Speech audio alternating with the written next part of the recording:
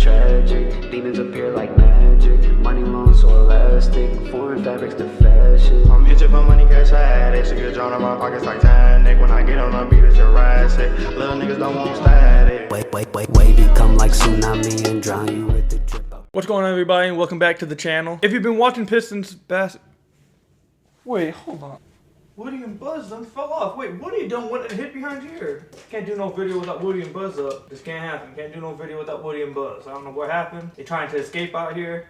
Can't do no video without Woody and Buzz. And there you go, that's more like it. Anyways, if you've been watching the Pistons at all the last few games, it's been no secret that Sekou Doumbouya has enjoyed probably his best stretch of the season so far, getting some increased minutes with Blake Griffin out. And there is a very clear reason why this is. No, it's not because he's running more than he usually does. No, it's not because he's cutting more than he usually does. No, it's not because he's more active than usual. And while I'm sure this part has helped somewhat, it's not because he's been sitting on the bench and has been developing and learning that type of way. That's not the biggest reason for why Sekou has been playing well lately. And as I talk for the next minute or so, I'm going to have videos of Sekou's shots the last few games playing as I'm talking. So while I'm talking, pay attention and see if you guys can pick up what it is I'm about to be talking about. I have been preaching this sentiment that I'm about to give on my podcast last week that I did with my friend Hal, and I've been doing it on the Locker Room app, which if you have an iPhone, you should download it. It's a really cool app that you can interact with other people about basketball about. But look, the notion that Sekou sometimes doesn't cut as much in the games that he plays well, he does cut more. That's just false.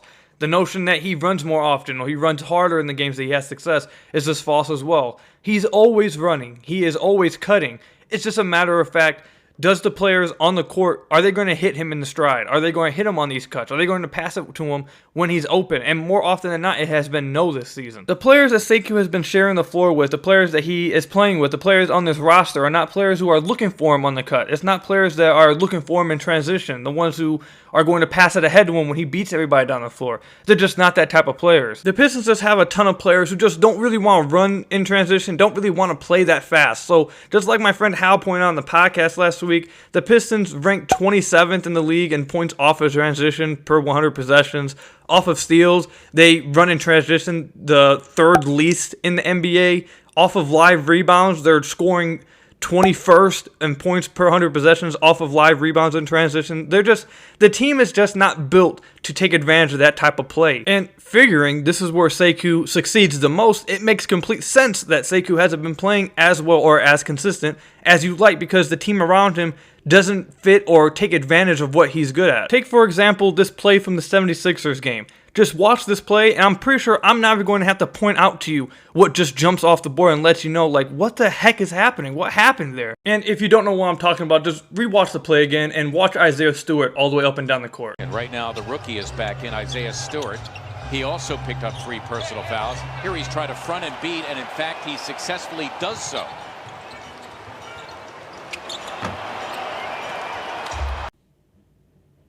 Isaiah Stewart is about as wide open as you could possibly ask him to get. He outran his defender down the floor off of getting a steal. He should have had a wide open dunk underneath the bat. This should have been probably the easiest points of the Pistons game against the 76ers. And they just don't either see him or want to pass this ball. It's just this team, the players on this team, DeLon Wright, Derrick Rose, Blake Griffin, Rain Ellington, they're just not, these players are not built to take advantage of this. And they obviously just either just are blind and just don't see it. Like, there's no way that on any team, it's just inexcusable that that kind of play should happen where you're that wide open and you don't get a dunk out of it. And if you haven't noticed from the plays I played for you guys earlier while I was talking, you can keep watching these ones.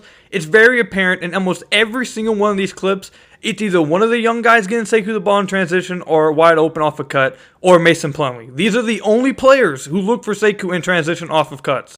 My point being is that it's absolutely not a coincidence that Sekou's best stretch of games have come with Blake Griffin out and Derrick Rose out, where he gets to play with Saben Lee, Svi, Josh Jackson, Isaiah Stewart, and even Mason Plumlee. When he gets to play with these guys who are actively looking for passes, who are actively looking for him in transition, actively looking for him in cuts, when he's outrunning people, when he posts up and flashes with the guard on him. When he plays with these type of players, you're going to see him make an impact in the game because he's always getting open at least once or twice a game off these. He just doesn't get the ball most of the time. These last few games, he's getting the ball, because he's playing with the right people who are actually looking for him. And you know what? Let me rephrase that a little bit. It's not the fact that they're just actively not looking for him when he's playing with them. It's like I said with the stats I brought up. These players don't want to run in transition. They don't want to play this fast tempo, high tempo offense. When he's playing with these guys, not only do they actually look for that kind of thing, they're just generally playing fast. They're just generally playing in transition. They want to run. They want to play fast. So it all meshes perfectly together, which is, like I said, it's no coincidence why Sekou's playing so well. And one of my editors at Detroit Bad Boys, Laz, tweeted this out, and I think it's a pretty good compromise for once Blake Griffin and Derrick Rose are playing. If you just want to get the most out of Sekou, just play him more with Mason Plumlee. Mason Plumlee is a really good passer. He's going to be looking, like you guys saw from the clips, for these cuts, for these transition plays. He likes to pass the ball. He's a really good passer. So just play him more with Mason. Hopefully that helps. That's a good compromise. You have to play Blake and Derrick. Just play Sekou with Mason. Try to put their minutes together. I'm sure it'll help both parties. But, you know, that's just my idea. You know, I've only been preaching this for about 2 weeks now, and, you know, once he finally had his good games, it seems like they finally started doing what I had been talking about for 2 weeks. But what do I know? I'm just a biased fan. But that's all I've got for you guys today. If you guys liked the video, make sure you guys hit that thumbs up down below. And if you haven't already and you like my content, hit that subscribe button down below as well. We're trying to reach 1,000 subscribers,